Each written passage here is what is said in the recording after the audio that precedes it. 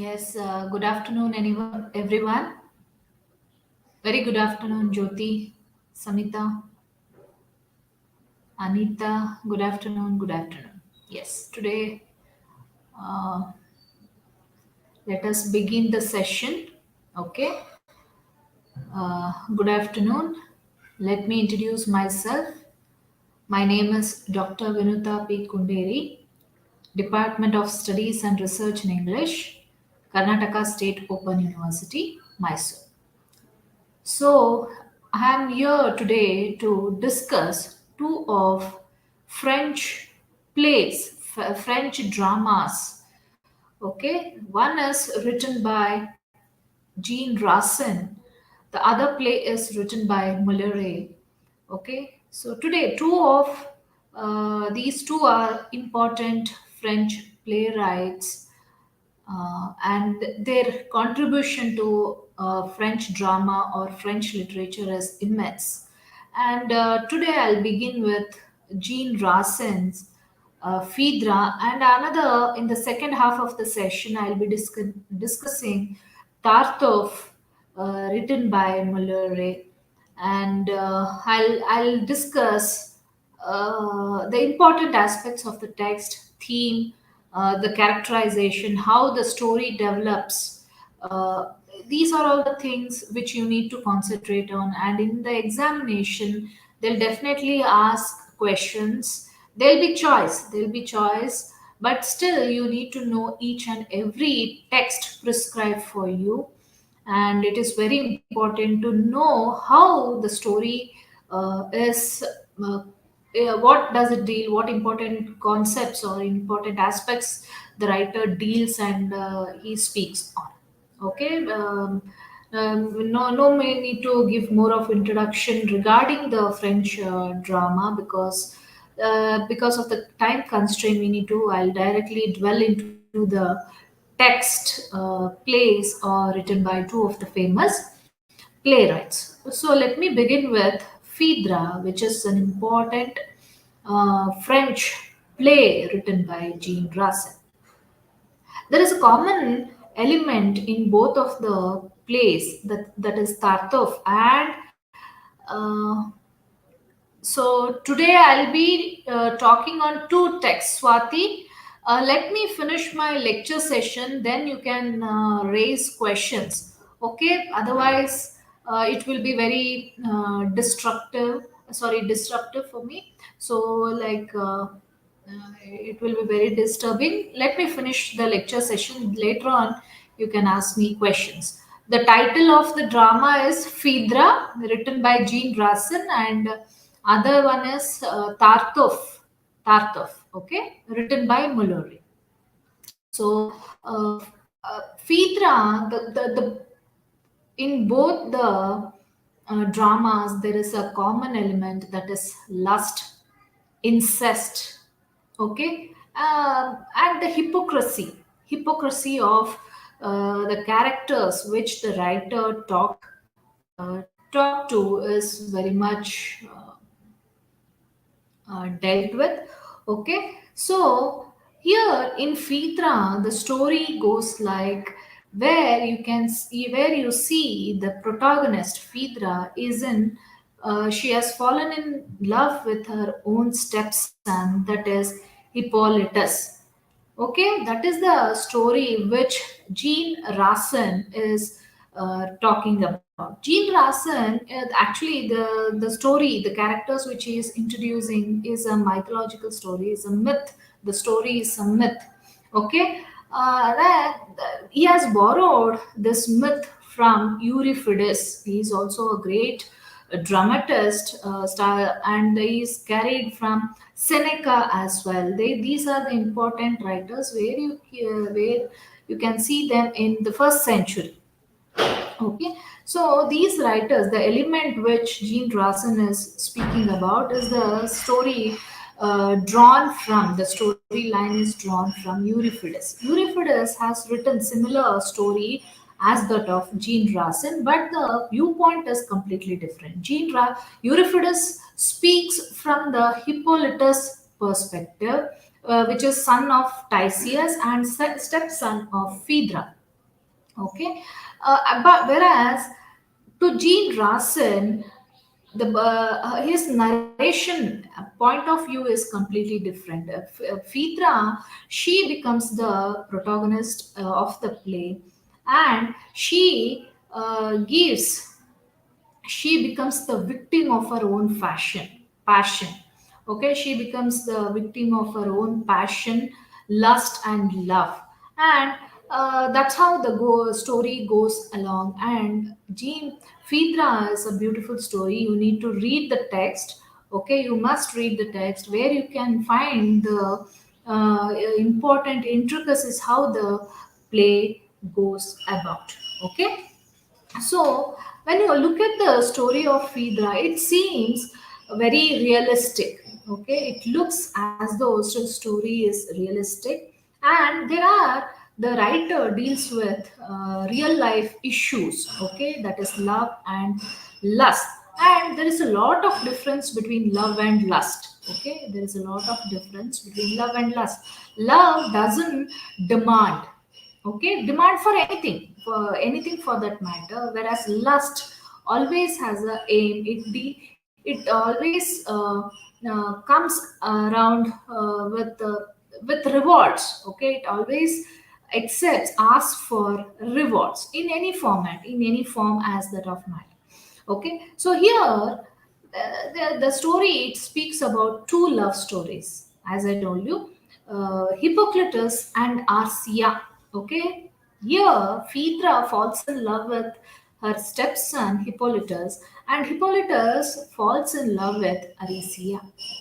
Okay, so these two love stories go parallel, and you must, before understanding the story, you need to remember the characters wherein the story goes like. Okay, some of the important characters of Phaedra is, as I told you, Phaedra, she is the protagonist and she is the wife of Theseus. Who is Theseus? Theseus is the king of Athens. There is a long history behind before the play starts. Okay, there is a long history of the kings. Okay, not only Theseus, the kings of Athens is being dealt. You need to understand the background story of King of Athens, especially Theseus and Phaedra. How Theseus and Phaedra are related is very much important, and when you look at the story, it mesmerizes you. It makes you surprised. Okay, some of the elements. So Hippolytus is the son of Theseus, king of Athens, and queen of Amazon, Antilope. Okay, Antilope is the mother to Hippolytus, but at a later stage, after the death of Antilope, Theseus gets married to Phaedra. Okay, so Phaedra, you must understand. Is there any reason for a stepson to fall in love with stepmother fall in love with the stepson? But here, the undercurrent of the story goes like there is a curse that is carried in the family line. Okay, the family of Phaedra, they inherit the curse, which is showered on them by Neptune. Neptune is god of oceans. Okay, god of oceans had once cursed the father of Phaedra, that is Minos. Okay, that's how the story. Henceforth, many of the critics are of the opinion that Phaedra did not fall in love with her stepson just like that. She had inhabited the curse of the family. Henceforth, she unknowingly she fall in love with it. But the story of Phaedra, written by Jean Rassen, doesn't give you the glimpses of all these historical happenings. Instead, it directly gives you the story of Phaedra where she fall in love, and just to win the heart and love of Hippolytus, she does many things, but ultimately she couldn't win it. Here in the story, Hippolytus becomes a virtuous man. You can see Hippolytus as a virtuous man, as a just man, and his nature is much appreciated. And Arisia is one another character. As I told you, she is loved by Hippolytus, and she is also an important character in the story. She is the princess of Athens. Arsia is the daughter of Pallas. Pallas is the brother to Aegeus, who is father of Tysius. Okay, so here Arcia, she is captured by her own uncle. Okay, that is father of Tysius, that is Aegeus. Now she is under the captivation of Tysius, and she has to lead her life on the rules of Tysius. And Inon, she is nurse of Phaedra. Here, Inon plays a very important role because of two reasons. One is the movement, Eon. Um, it was Eon whom Phaedra shares her feeling for her stepson, and based on her reply, based on the words of Enon, the Phaedra discloses her love to her stepson. Otherwise, Phaedra would have stopped herself from disclosing her love instead.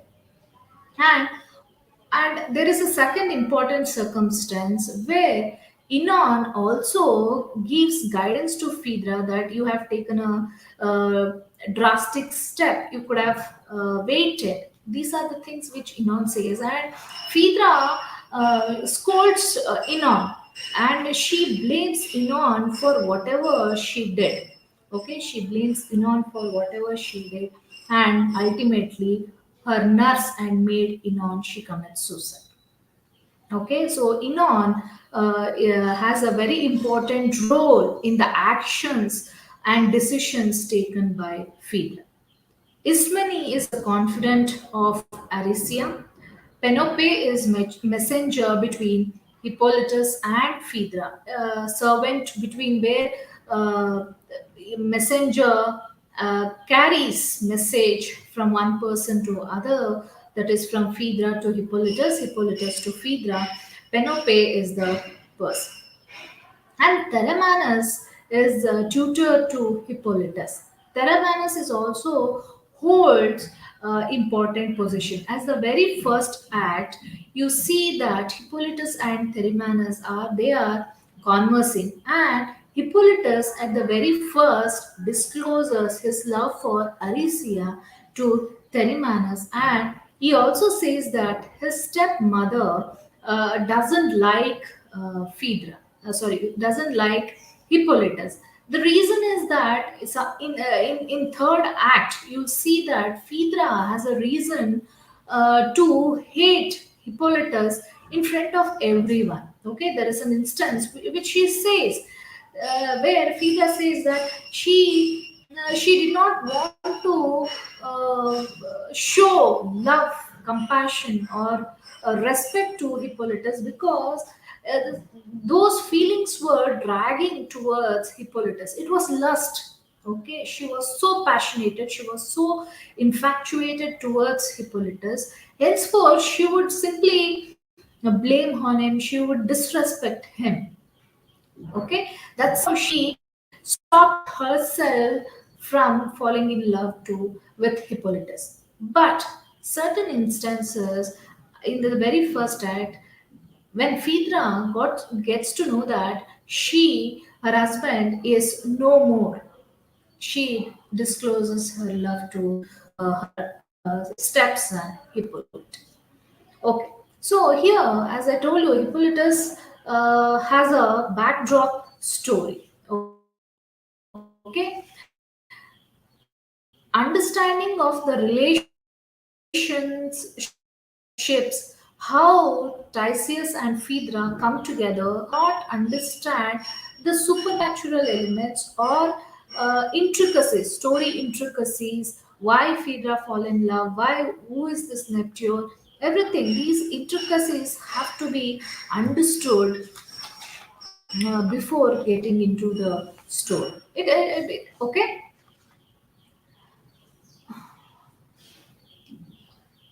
And there is no. Yes, I think everything is fine. Am I audible? Please reply. Am I audible? Okay.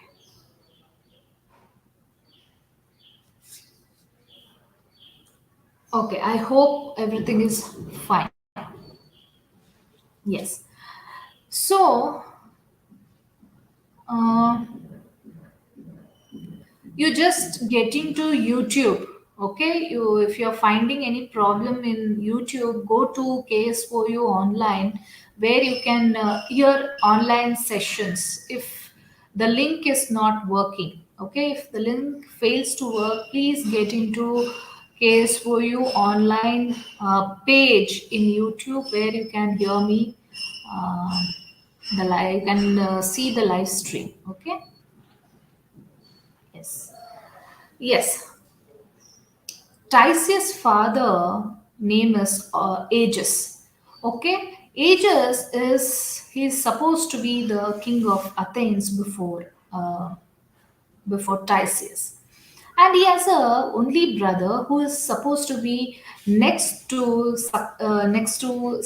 succession, next to be a king. It is Pallas. Okay, he's the second brother of Aegeus.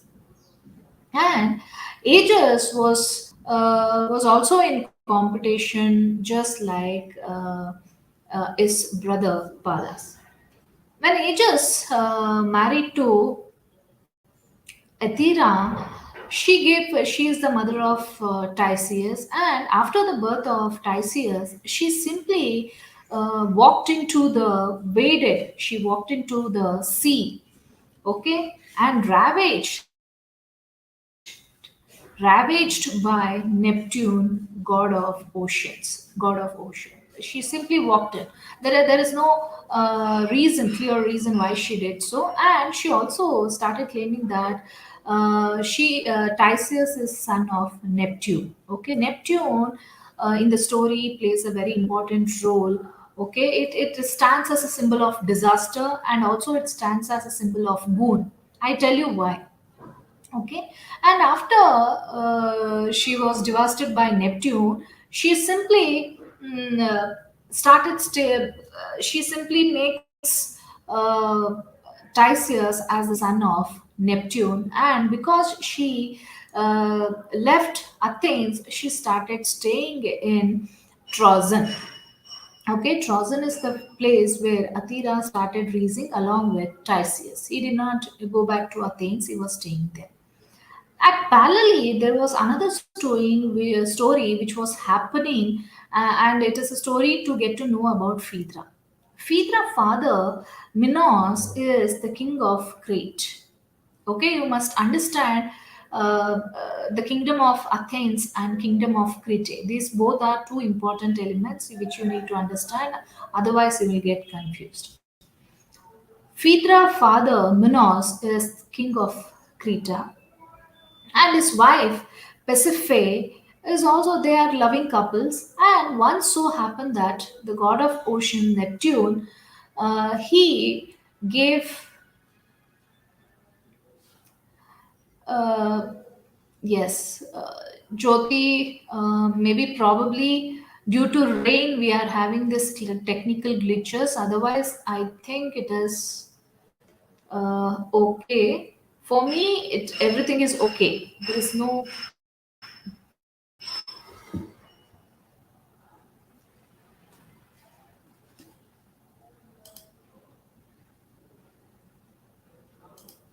Here my range is completely okay. I don't know, because maybe due to the rain it is happening so for you, or the place where you are in there is no proper range.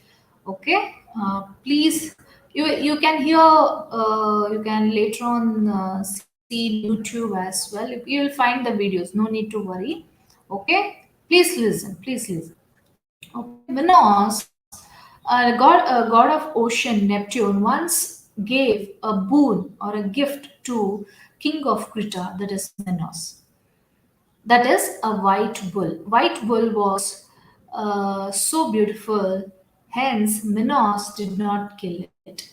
Neptune wanted it to be sacrificed in the name of his, but Minos did not agree.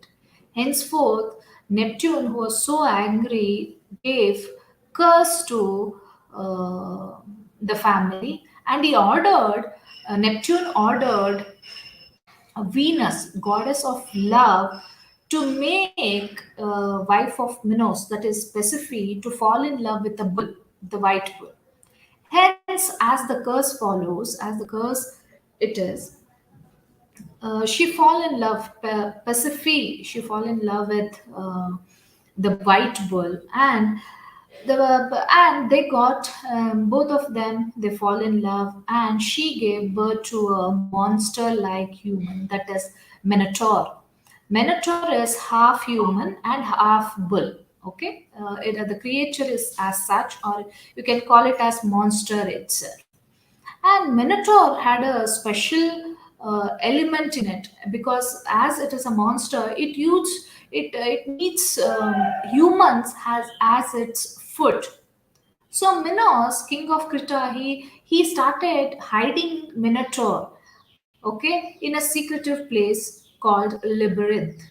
Labyrinth is a place where it has inner passages, and the person to reach that place it was not so easy.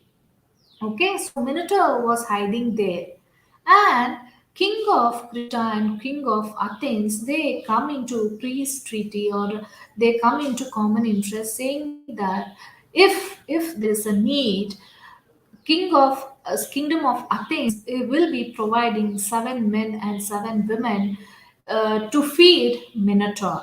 Okay, every year that was a peace treaty. Every year they used sending. This is where Tyseus appears into the kingdom of Athens. Okay, till that time he was in Trojan, and that's how he reached Athens, and he did not like the tradition which was happening between Athens and Crete. Okay, he wanted to stop. Henceforth, it so happened that he started to be one of the person amongst the 14 odd people who are setting sail. So all the 7 men and 7 women they used to have a black sail. Black sail is a sail of no hope. Okay, they used to have a boat. They set sail towards Labyrinth or Creta, as it's said. And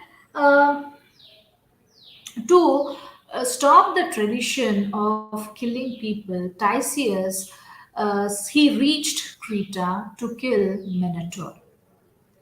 When he reached Creta, there he got to meet the eldest daughter of Minos and Persephone, that is Ariadne.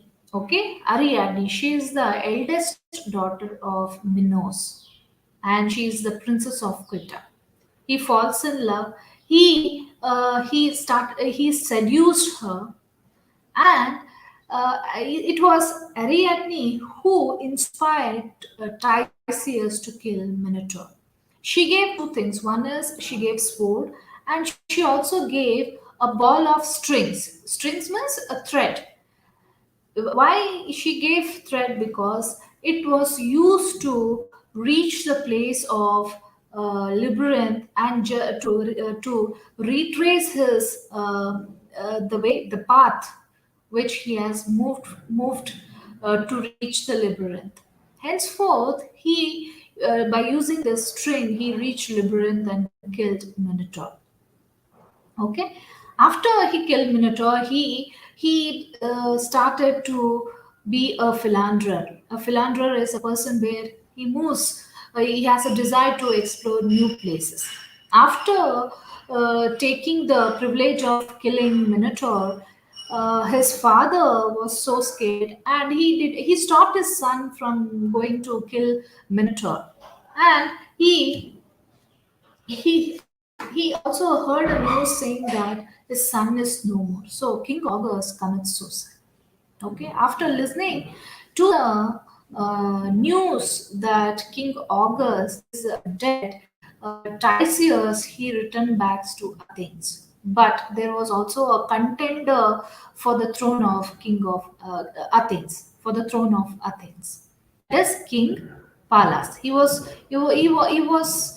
desired to be a king, but Tysius, who's the authoritative person to be the next successor to Athens, he waged war against his own uncle, that is Pallas, and he confiscated, captured his only daughter, Arsia.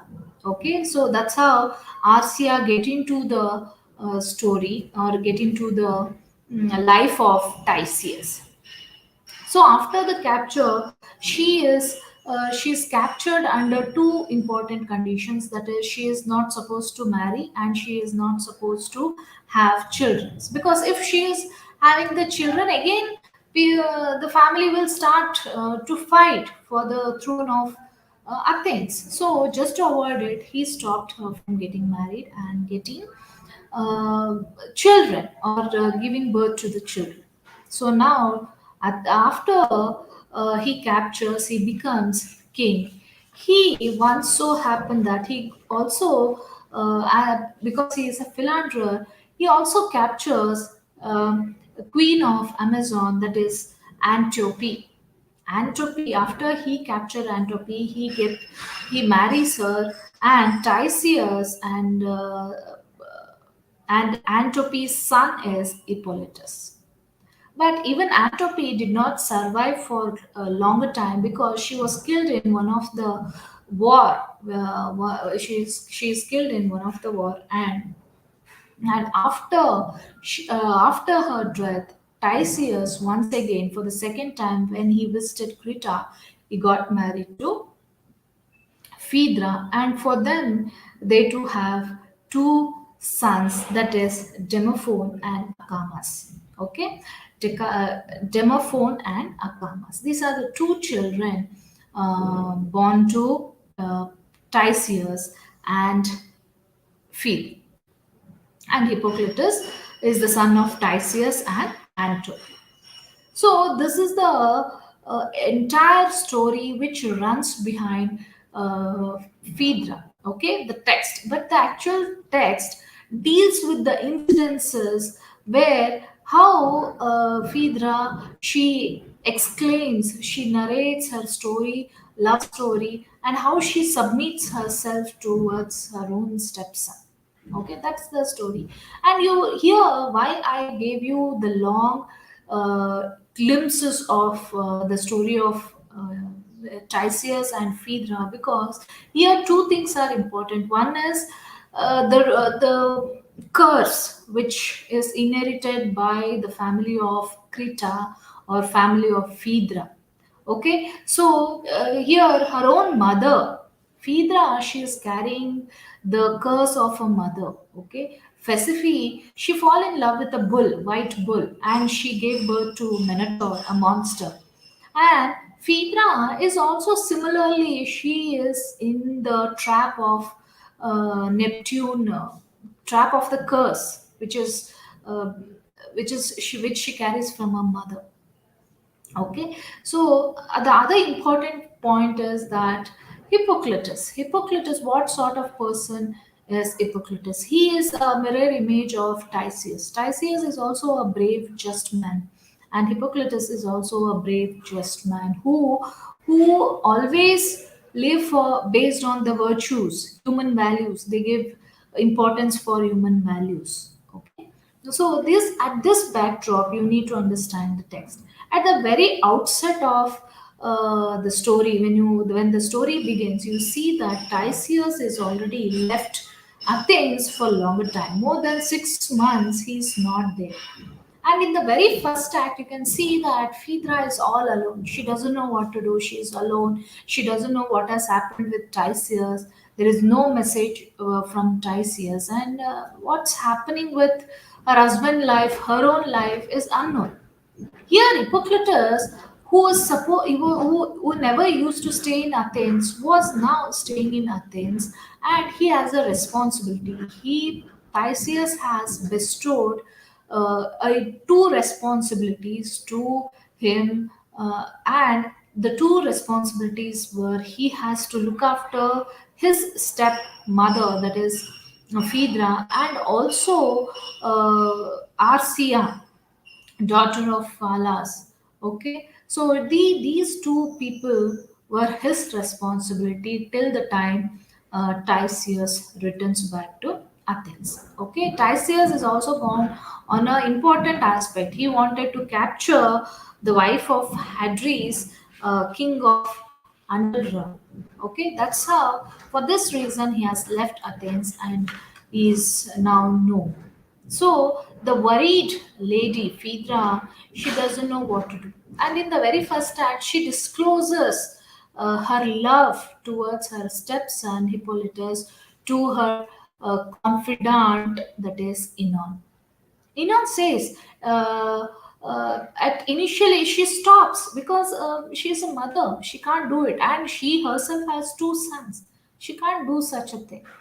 Okay, but it so happened that the nation received a news saying that um, Tysius is no more, he is being killed.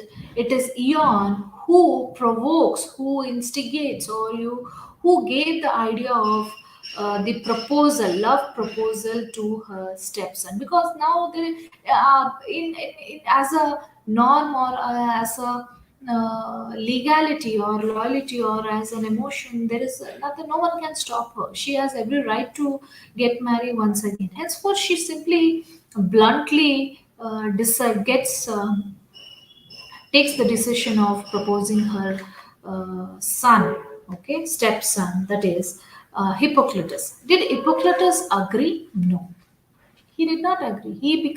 He stands as a virtuous man. He takes his own sword upon Phaedra.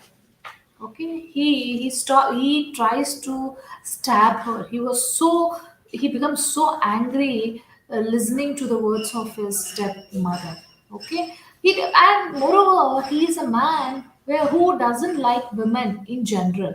Okay, he is not fascinated towards the other gender. He has respect because he is already in love with Asia, and he had already shared this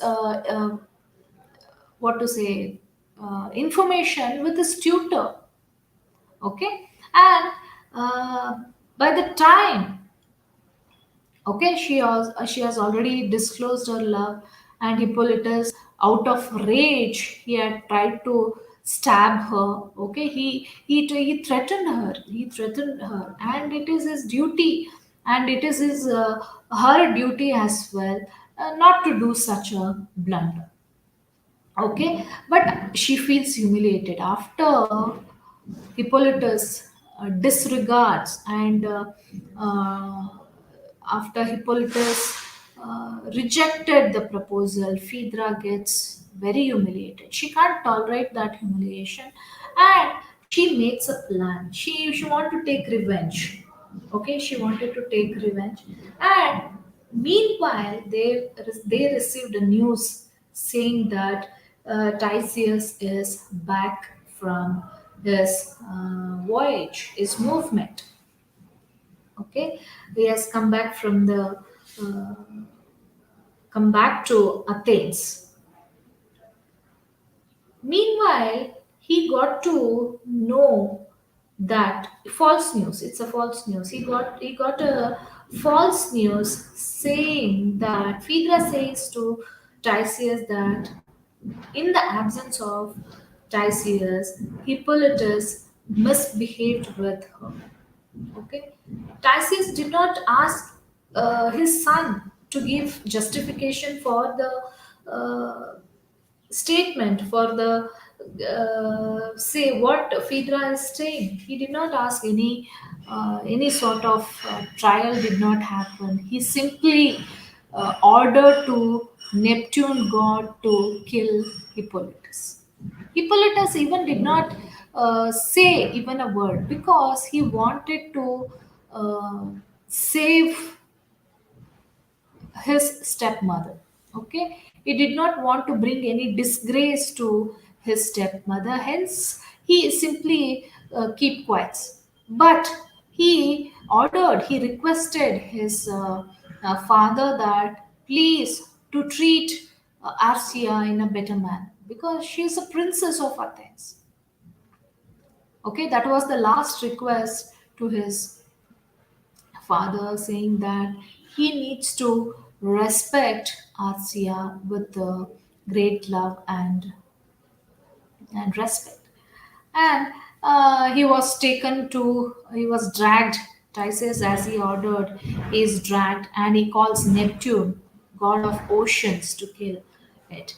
And Neptune, he ordered Minotaur.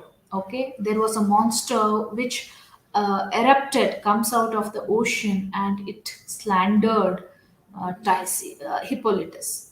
Okay, it killed Hippolytus. After Phaedra received the news that Hippolytus has been killed, she openly accepts her mistake with Tysius. She openly accepts, but by that time everything was over.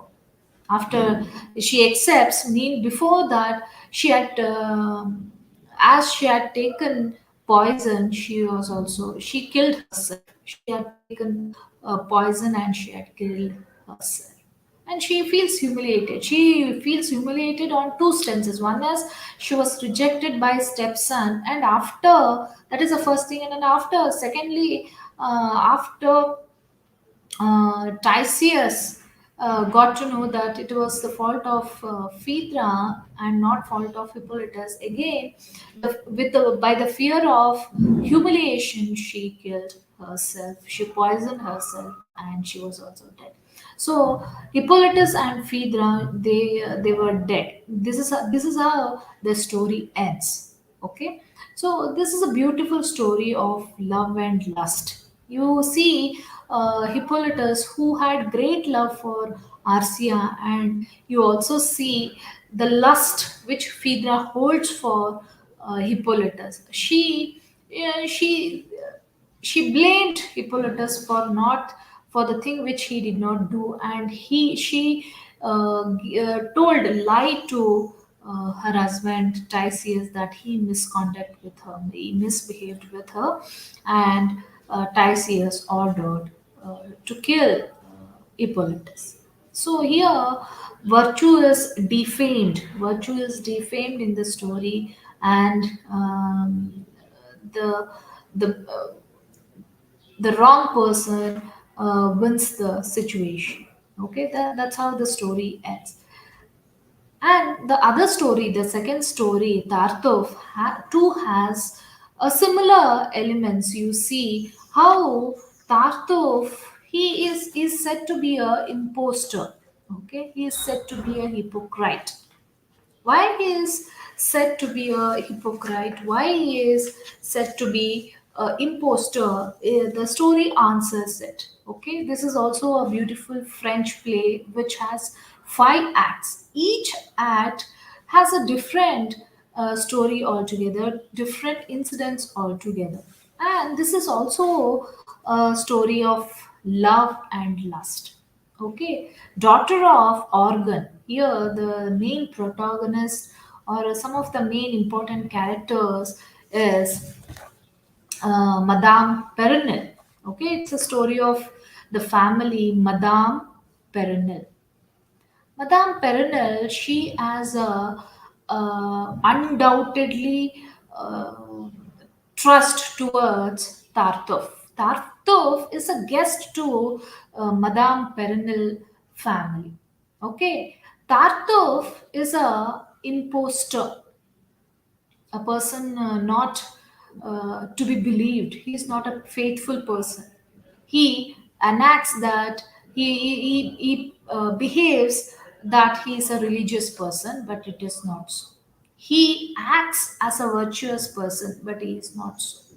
And he is a hypocrite. Hypocrite is pretender, which means pretender. Okay, he pretends in front of Madame Perenelle. He pretends in front of Organ. Okay, the story sheds down the true colors of uh, Tartuffe. Tartuffe into the world of Organ and to the world of Madame Perenelle is a righteous man. He has good conscience. Okay, he is a trustful loyal person, but by the time they reach act 4 and act 5, you see that how dangerous the person is, how pretentious he is, how hypocritical he is, and the society also believes such a person. Society fails to Mollere is of that opinion. The writer Mollere is of the opinion that people don't they fail in judging people. Okay, the pretentious people always wins the game, and the people who are soft spoken, who are true to their nature, is not right. And nature is also the nature of humans, and nature itself is as such at times. Okay, Mulure here talks about Tartuffe. And Madame Perenelle, I just go back to the instance where Madame Perenelle had uh, treated Tartuffe in a better manner. And Tartuffe, by the time he spent time in the family, he had taken control over the mind of Madame Perenelle and her son Organ. Okay, mother and son relationship. At the very first act, you see that how Madame Perenelle controls her family. She had control over everyone, not only the humans, even to the emotions of the family. She had taken control of. Okay, she simply orders, and she criticizes her son. Okay, she doesn't praise her son, she criticizes her son for the household things. And he says she blames that her son is not taking good control of the family, which means to say that he has to be the speaker. He has to act as the head of the family, not as the listener of the family, not a passive participant of the family. He should be the active participant of the family. And Organ first wife is dead, but out of his first marriage he has two children. One is Damas and Mirane. Okay, Damas and Marane is two children from his first wife, and now secondly he has again for the second time he has married, and his second wife name is Elmire. Okay, so very first act there is two things which is happening. That is, Organ has come to decision that Marani, his daughter Maran, is getting married to Tartov rather than her beloved Valeri.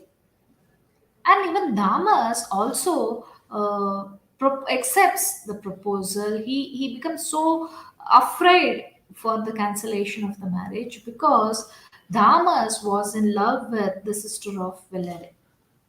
Valere is the boyfriend, or you can call fiancé of Marine. Okay, Marine is the daughter of Organ from his first marriage. So here Maran was again looked after by Dorine. Dorine is a matron. Matron is a lady who acts as a caretaker. Okay, she overall the caretaker academically, uh, domestic for domestic help. So being a matron, she also acts as a mother as well. whatever decisions taken by by towards the children of Oregon, she also take equal participation in it. And Marine, whatever happens in Marine's life, even there is a hand of Dorine. So as the act moves on, after listening that Marinus has to marry to Tatov, family started getting disrupted. Okay, Damas doesn't like the proposal of a father. And why Tatov is believed? Because he is a pretentious person, he is a hypocrite. Okay, hence he was mesmer. I mean, he has wanted the magical stick to the entire family. He has done magic. Okay, and everyone believed him. Everyone talked good about him. But many people, they know what his real image is, and they want to show it to Organ and Madame Perrine. So once so happened that Doreen, who it was Damas. Damas is the son of Organ. He was the first person who take the step to defame Tartov. Okay, take the step to defame Tartov.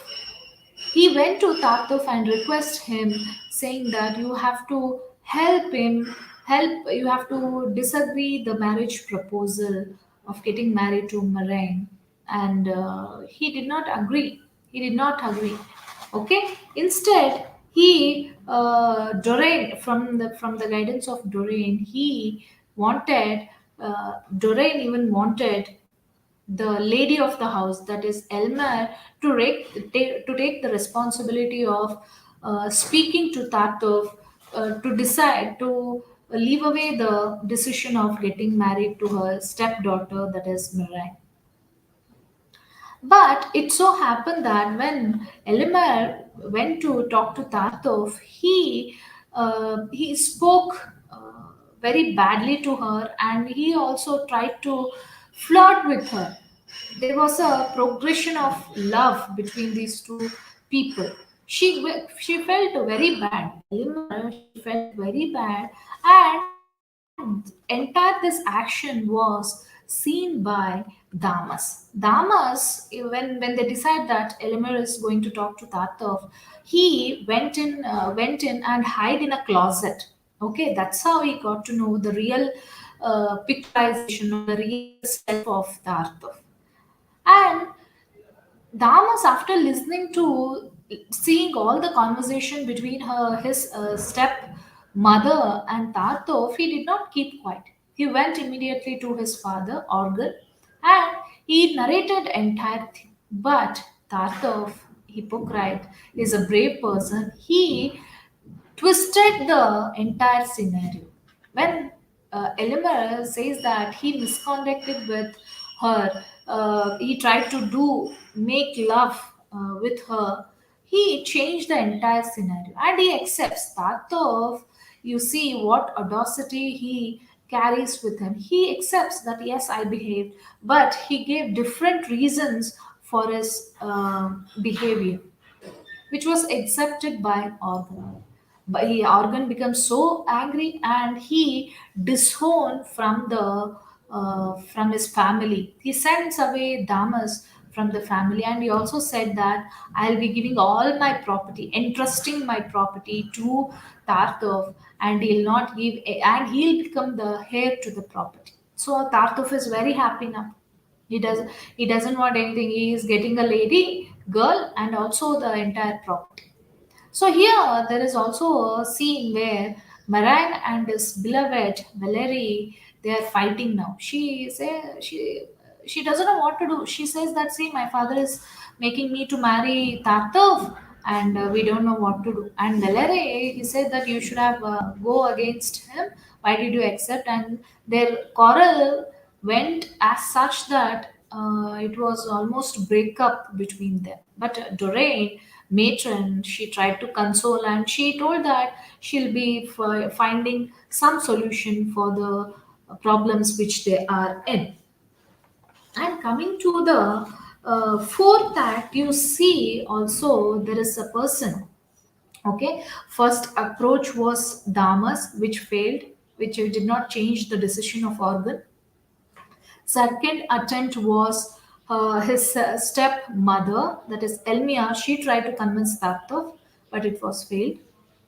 And the third attempt, it was by Clemente. Clement.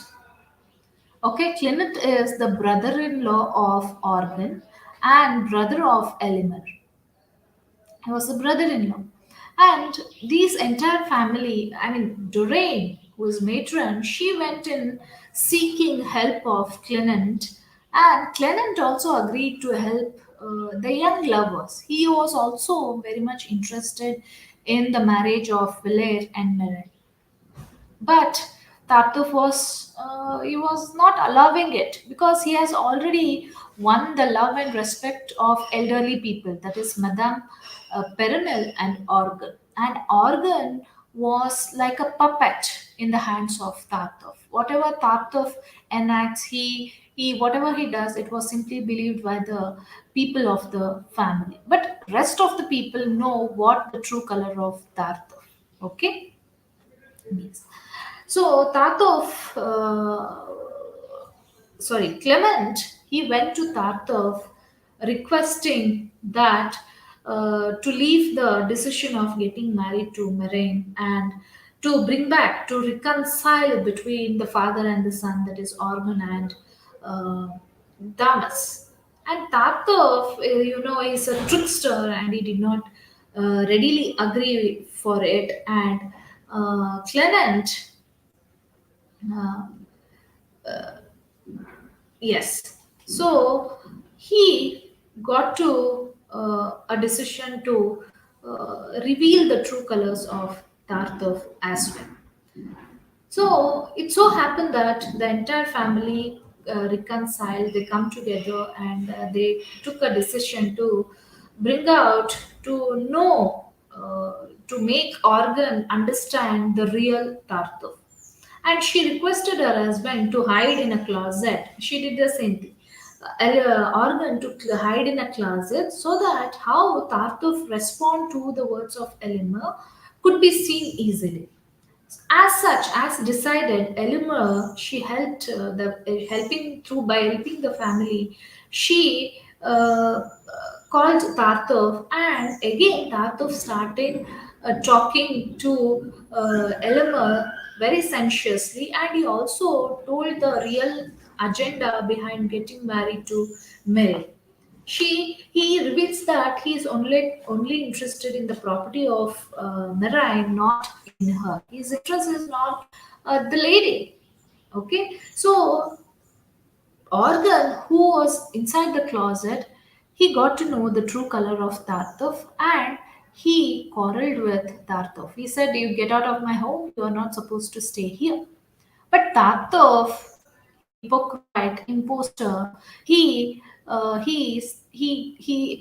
said, he confronts, saying that it was not he, instead it was the family of Organ who are supposed to leave the family. Organ is surprised.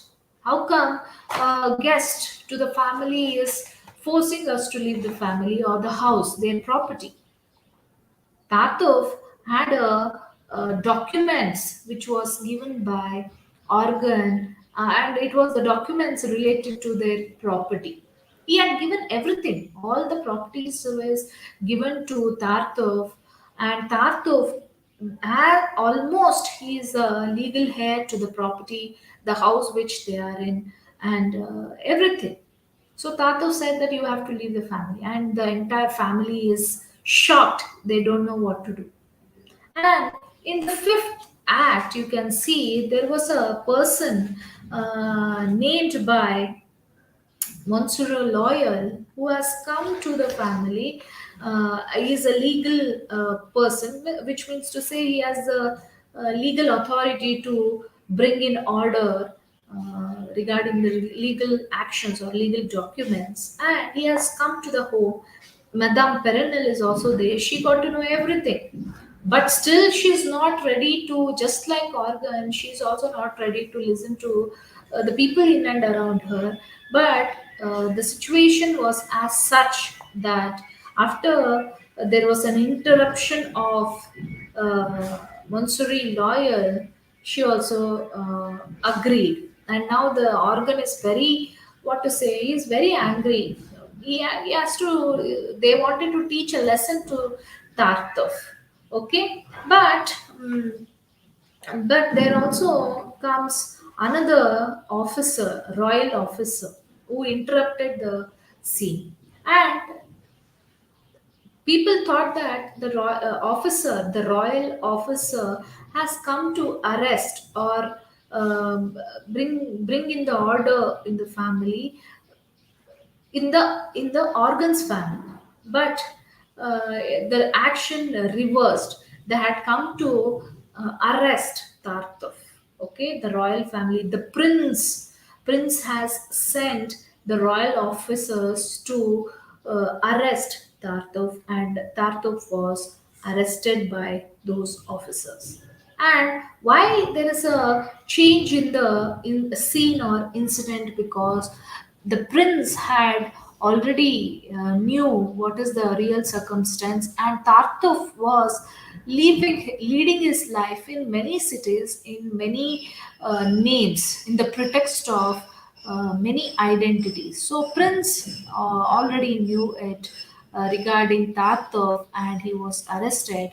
And the properties, and prince also had ordered to to give give all the properties back to organ. And um, and he was arrested under the treacherous act, which was done to the Organ family. Prince was so delighted. He was towards the Organ family. He supported Organ's family because he had done great service to the nation. Hence, Organ was pardoned. His family was pardoned, and his due to his service, the deed which he had given to Tartuf was invalidated. Okay, it doesn't have any validity. Hence, they had gained the property which they had lost, supposed to lose. If on the right time that right action was not taken on part of them, they would have lost all the property, and they would have been staying in the footpaths. So this is how the story ends. So here, Tartuf, he seems to be a womanizer because he had a very bad intention. He had lust towards Organ's wife, that is Elmer. And at last, Organ realized his mistake, and he married. He gave permission to Marine to get married to Valen. So that's how the story ends. And any, so here you can see how family uh, lose their trust within themselves. It is the trust which needs to be there between the people, amongst the people, of the same family. And the perennial mother perennial, she had utter trust, utmost trust towards Tartov. And it shut down after she realized that she is a culprit. Okay, it shaded down. And this is how the story ends. So both the stories, you see that uh, the bad things or the unethical things, unnatural things are always punished, always punished. And the natural thing are always praised. Okay, always they have their worth in the life of, in the world. Okay, so both are French dramas, Tartuffe and Phaedra. Phaedra has as a story from different angle. That is, you can see how virtuous Hippolytus is, and here also you can see how Damas, Malare, no, sorry, Marine, Clement. So these are some of the virtuous people who acted, and they won the game. Any questions? Any questions?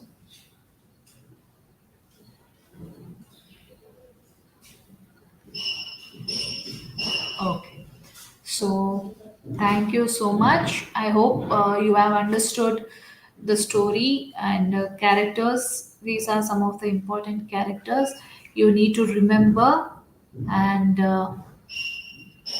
okay, any questions? Okay. See, these questions, they will ask for long questions, lengthy questions, 10 marks questions. They may ask you regarding the theme, and they will definitely ask you uh, introduce the author. Author. Okay, author. Same. You have to read more about the biographical details of the author. Okay, but these two are French playwrights. French playwrights. There is lot of similarities between Molière and Shakespeare. They have a common element where the dramatists during their ages, respective ages, they always struggle. They took as the participants or actors. They used to enact. Okay, that's how they lead a life, and those days it was not a respectable job. Now writers have had huge respect and recognition in 21st century, but whereas time of Shakespeare or Mallory or Jean Racine, those times artists were not respected, dramatists were not respected. They'll let you know regarding the examination. Okay, probably July. So be ready, keep reading, and they'll let you know. They'll let you know regarding the examinations. During the examinations, they mainly ask about the theme and characters. Okay, you need to know, and they may ask you regarding narrative structure. Okay, they may ask you about the narrative structure because it is a play.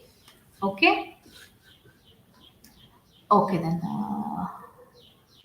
I think I've made myself clear. Okay, thank you so much. We'll meet tomorrow.